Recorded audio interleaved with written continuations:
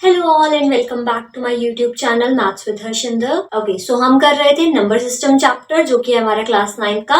So we are left with only exercise 1.5। Let's get started. अच्छा, अगर आपने अभी तक सब्सक्राइब नहीं किया है तो जल्दी से सब्सक्राइब कर लो एंड बेल आइकन भी प्रेस करना सो दैट आपको सारी लेटेस्ट वीडियोस के अपडेट आते रहे ना। ओके, सो हमारी जो एक्सरसाइज 1.5 है that is based on laws of exponents, है ना। एक्सपोनेंट्स क्या होता है? दैट इज द पावर, है ना। जो भी हम पावर लेते हैं किसी भी नंबर या किसी भी वेरिएबल की, राइट। तो उसके हमारे पास 4 लॉज हैं। लेट्स डिस्कस क्या है। तो अगर हमारे पास कोई भी एक नंबर है a जिसकी पावर है m और वो मल्टीप्लाई हो रहा है उसी नंबर a से और उसकी पावर हम ले रहे हैं n ले रहे हैं ना। सो एक ही नंबर है बट उसकी डिफरेंट पावर्स हैं। तो जब हम ऐसे दो नंबर्स को मल्टीप्लाई करते हैं तो हम क्या करते हैं कि हम उनकी पावर्स को क्या कर देते हैं, ऐड ऑन कर देते हैं ना। ठीक है। अच्छा, अब इसके पीछे लॉजिक क्या है?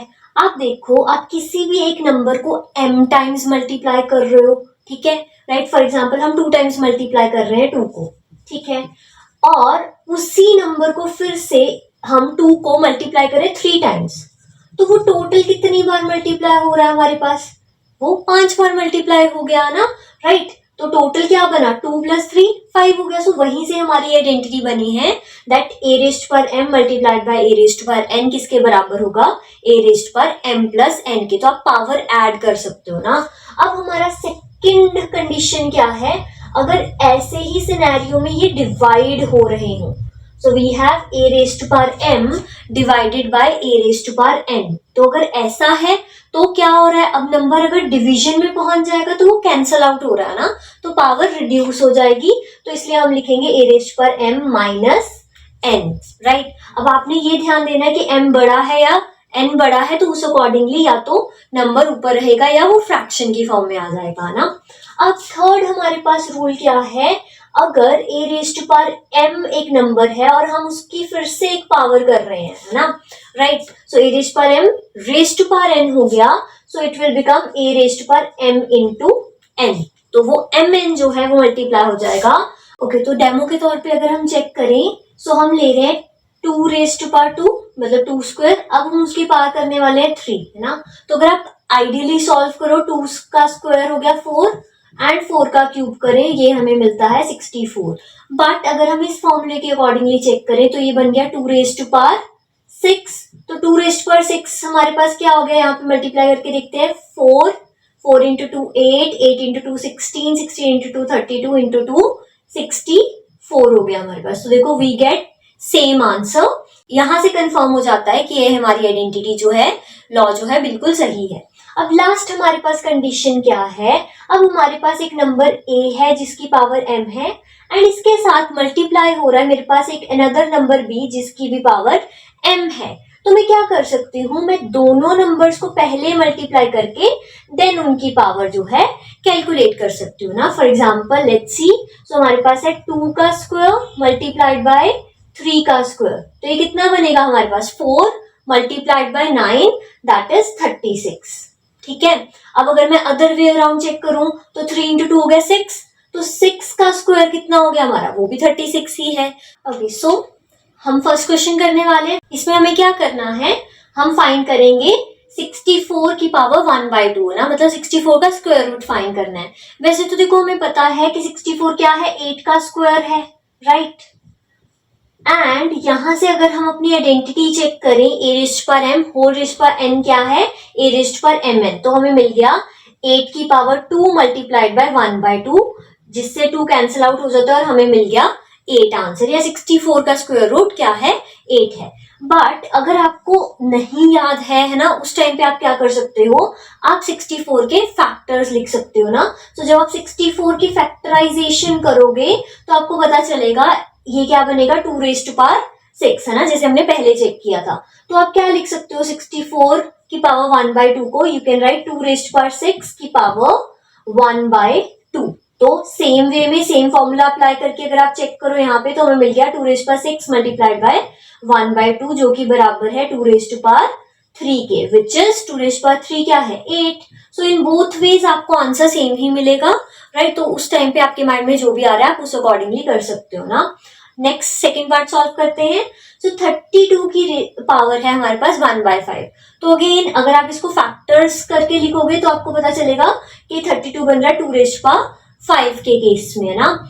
तो हमने क्या लिखा, 32 को क्या लिख देंगे हम, 2⁵, इसकी पावर है 1/5, तो हमें मिल गया 2⁵ multiplied by 1/5।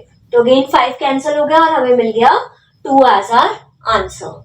Now moving on to the next part, 125 का क्यूब रूट है हमारे पास। तो 125 क्या होता है, दैट इज 5 का क्यूब, राइट। सो 5 के क्यूब का क्यूब रूट कर रहे हैं हम, तो हमें क्या मिल गया, 3 कैंसिल आउट हो जाएगा and your answer is 5, right. Okay, next question. So अब हमने इसी तरीके से एक्सपोनेंट्स को सॉल्व करते जाना है। सो वी हैव 9 की पावर 3/2, ठीक है। सो अब अगर हम इस कंडीशन के अकॉर्डिंगली चेक करें तो ये हमारे पास क्या है, 9 की पावर 3 मल्टीप्लाइड बाय 1/2 है, राइट। तो अगर मैं इस अकॉर्डिंगली देखूं तो मैं एक पावर ब्रैकेट के अंदर लिख सकती हूँ और एक पावर ब्रैकेट के बाहर। तो 9 हमें पता है क्या है, 3 का स्क्वायर है ना। तो मैंने क्या किया, 9 की पावर 1/2 अंदर ले लेते हैं एंड क्यूब हमने कर दिया बाहर, है ना, ताकि ये नंबर छोटा बन जाए and then we can easily solve. तो 9 का अगर आप स्क्वायर रूट करोगे यू गेट 3, मतलब बेसिकली 9 क्या है, 3 स्क्वायर, तो वहां से 2 कैंसिल हो जाता है और हमारा आंसर क्या है, 3 का क्यूब, जो कि कितना है, दैट इज योर 27, राइट। तो यहाँ पे भी एक बार फॉर्मूला अप्लाई हो रहा है एंड देन यहाँ पे भी हमें मिल गया। नाउ नेक्स्ट पार्ट, अब इसमें फिर से हम वही चीज करने वाले हैं, देखो। सो 32 को मैं लिख सकती हूँ 32 की पावर 2 मल्टीप्लाइड बाय 1/5, राइट। तो यहाँ पे अब हम क्या करेंगे, 32 की पावर 1/5 को मैं ब्रैकेट के अंदर लिख रही हूँ एंड जो पावर 2 है, स्क्वायर है, वो हम बाहर लिख रहे हैं। एंड वी नो 32 क्या होता है, 2⁵5 को हम 32 कहते हैं। सो पहले इसकी पावर हो गई 1/5 and then we have another power as 2। तो यहां से हमारे 5 पावर कैंसिल हो जाएगी, सो वी गेट 2 का square which is your 4, right. Okay, moving on to the next part. अब हमने करना है 16 की पावर 3/4। तो अगेन 16 की पावर 1/4, बाहर हम ले रहे हैं 3, है ना। तो अब हमने क्या करना है, अच्छा हमें पता है 4 स्क्वायर क्या है, 16 है, बट हमें यहाँ पे पावर क्या है, नीचे 4 है, तो हमें 4 की फॉर्म में लिखना है। तो वी नो 2⁴ होता है हमारा 16 मल्टीप्लाइड बाय 1/4 एंड बाहर हमने लिख दिया 3। तो यहाँ से 4 कैंसिल आउट हो जाएगा एंड 2 क्यूब हमें मिल गया 8, right. Okay, last part. Okay, 125 क्या होता है हमारे पास, 125 इज 5 का क्यूब और हम कर रहे हैं इसकी पावर -1/3। तो हमें क्या मिला, 5 की power 3 multiplied by -1/3 which is 5⁻⁻1, जिसको हम 1/5 भी लिख सकते हैं, राइट। माइनस पावर होने का मतलब है कि वो नंबर डिवीजन में जा रहा है, क्लियर। ओके, अब हम लास्ट क्वेश्चन करने वाले हैं, सिंप्लीफाई करना है हमें इन चारों पार्ट्स को। सो यहाँ पे हम आइडेंटिटीज चेक करेंगे। देखो हमारे पास यहाँ क्या आइडेंटिटी बन रही है, a⁻m मल्टीप्लाइड बाय a⁻n। तो हम क्या करने वाले हैं, हम पावर्स को एड ऑन कर देंगे ना। तो हमारे पास क्या बन गया, 2⁵2/3 प्लस 1/5। तो हमें पता है हमने जब भी फ्रैक्शंस को ऐड करना है जिनके डिनोमिनेटर्स डिफरेंट होते हैं तो हम एलसीएम लेके सॉल्व करते हैं ना।